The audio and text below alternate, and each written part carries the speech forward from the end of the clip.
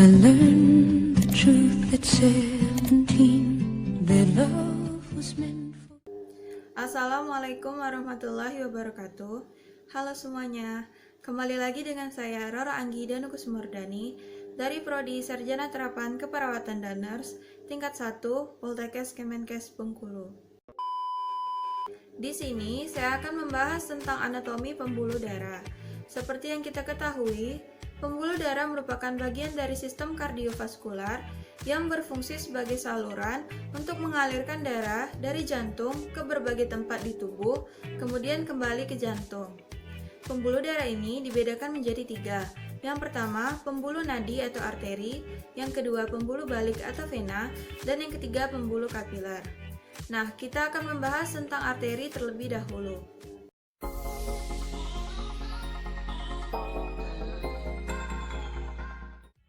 Arteri merupakan pembuluh yang mengalirkan darah dari jantung ke seluruh tubuh. Pembuluh nadi atau arteri ini dibedakan menjadi 2, yang pertama aorta dan yang kedua arteri pulmonalis. Pembuluh yang keluar langsung dari ventrikel kiri jantung disebut dengan aorta. Percabangan dari aorta dinamakan arteri, kemudian percabangan dari arteri itu disebut dengan arteriol. Adapun fungsi dari aorta yakni mengalirkan darah yang kaya akan oksigen dari ventrikel kiri jantung ke seluruh tubuh. Sedangkan arteri pulmonalis berfungsi untuk mengalirkan darah yang kaya akan karbon dioksida dari jantung menuju ke paru-paru.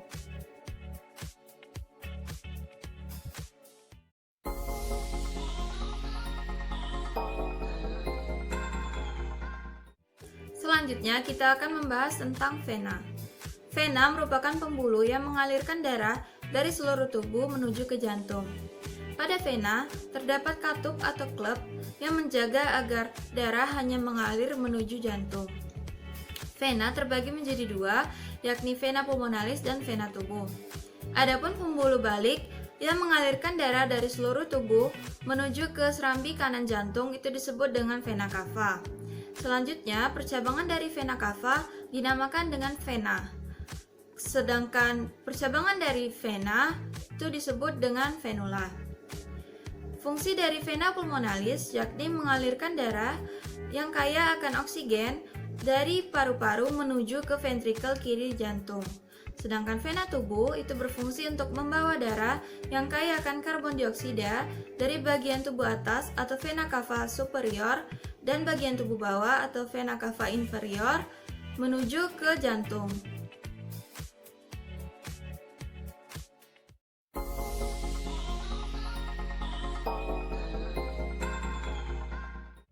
Perbedaan arteri dan vena yang pertama yakni pada letaknya.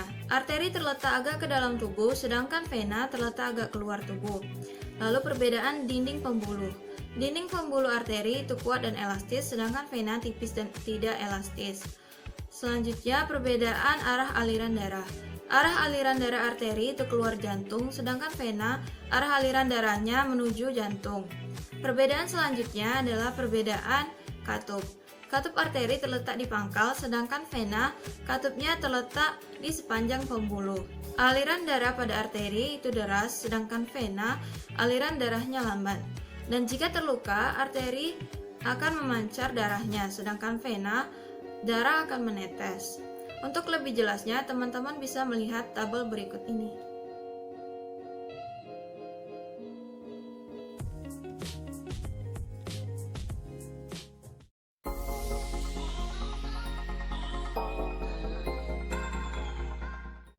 Kemudian kita akan membahas tentang pembuluh kapiler. Pembuluh kapiler merupakan pembuluh darah yang menghubungkan arteriol dengan venula. Di dalamnya terjadi pertukaran gas oksigen dan karbon dioksida serta pertukaran nutrisi dan zat sisa. Struktur pembuluh kapiler itu lebih tipis dibandingkan arteri dan vena. Ada 3 macam pembuluh kapiler. Yang pertama kapiler kontinu, yang kedua kapiler fenestrated, dan yang ketiga kapiler sinusoidal. Pada pembuluh kapiler kontinu itu dapat ditemukan di sebagian besar pembuluh darah. Memiliki endotelial yang rapat dan berfungsi sebagai tempat pertukaran molekul-molekul kecil seperti ion, air, dan glukosa secara terus-menerus. Selanjutnya, pembuluh kapiler fenestrated. Itu dapat ditemukan di sistem pencernaan dan sistem ekskresi. Pembuluh ini memiliki endotelial yang berpori. Fungsinya adalah untuk menyerap nutrisi. Yang ketiga, pembuluh kapiler sinusoidal. Itu dapat ditemukan di hati, empedu, sumsum tulang belakang, jaringan limfa, serta kelenjar endokrin. Endotelial pembuluh ini adalah berlubang agar dapat dilewati sel-sel lain sehingga eritrosit yang diproduksi oleh sumsum tulang belakang dapat melewati pembuluh ini.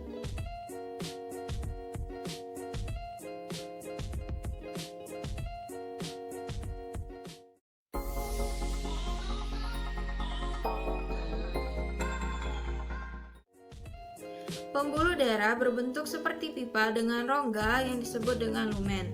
Lumen kemudian dilapisi oleh dinding yang dinamakan dengan tunika.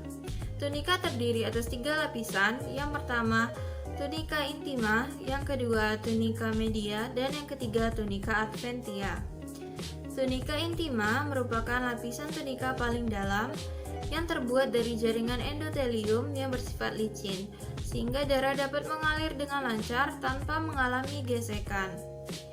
Yang kedua, tunika media. Tunika media berada di atas lapisan tunika intima dan terbuat dari sel-sel otot yang tipis dan elastis. Adapun fungsinya yakni untuk mengatur ukuran lumen pembuluh darah.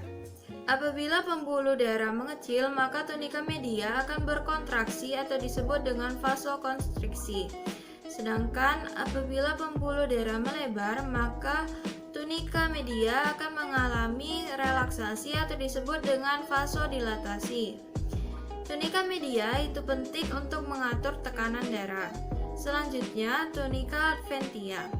Tunika adventia merupakan lapisan tunika paling luar yang terdiri dari kolagen. Fungsinya adalah untuk memperkuat dan melindungi pembuluh darah.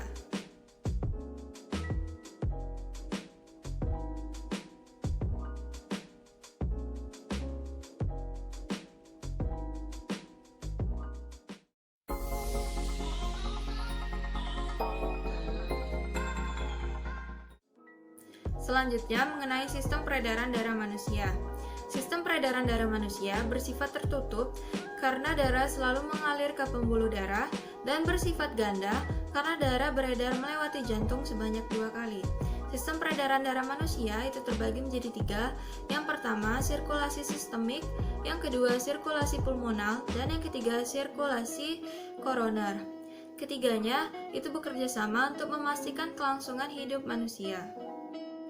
Yang pertama, sirkulasi sistemik. Sirkulasi sistemik merupakan peredaran darah dari jantung menuju ke seluruh tubuh, kemudian kembali ke jantung. Adapun urutannya yakni darah yang kaya akan oksigen mengisi serambi kiri jantung melalui vena pulmonalis usai melakukan pelepasan karbon dioksida di paru-paru. Kemudian dari serambi kiri jantung akan masuk ke bilik kiri jantung untuk selanjutnya diedarkan ke seluruh tubuh melalui aorta. Yang kedua, sirkulasi pulmonal. Sirkulasi pulmonal merupakan peredaran darah dari jantung menuju ke paru-paru kemudian kembali lagi ke jantung. Adapun urutannya yakni darah yang kaya karbon dioksida dari sisa metabolisme tubuh dibawa ke serambi kanan jantung melalui vena cava.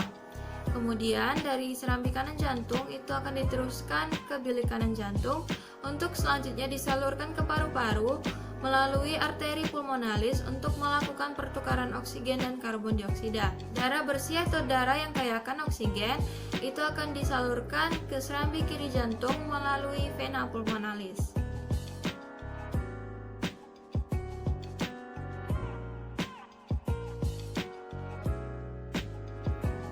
Yang ketiga, sirkulasi koroner. Sama seperti organ tubuh lain, jantung juga memerlukan asupan oksigen dan nutrisi supaya dapat menjalankan fungsinya dengan baik.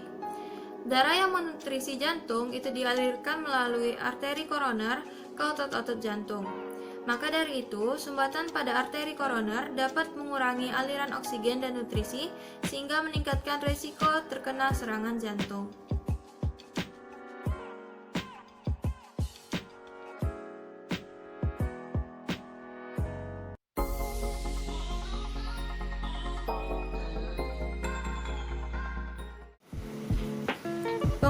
Pengukuran frekuensi denyut nadi adalah pengukuran denyut pada pembuluh nadi atau arteri yang teraba pada dinding pembuluh arteri saat terjadi gerakan atau aliran darah akibat kontraksi jantung.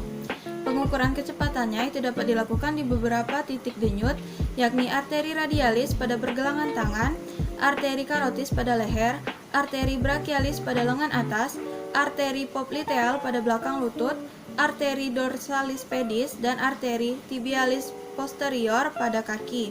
Adapun pengukuran denyut nadi ini dapat dilakukan dengan bantuan stetoskop.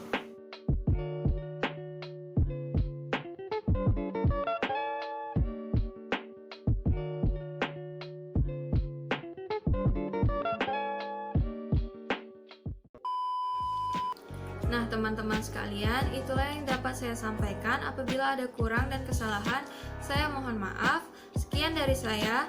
Terima kasih atas perhatiannya. Wassalamualaikum warahmatullahi wabarakatuh. Queens and high school girls with clear skin smiles who married young and then retired.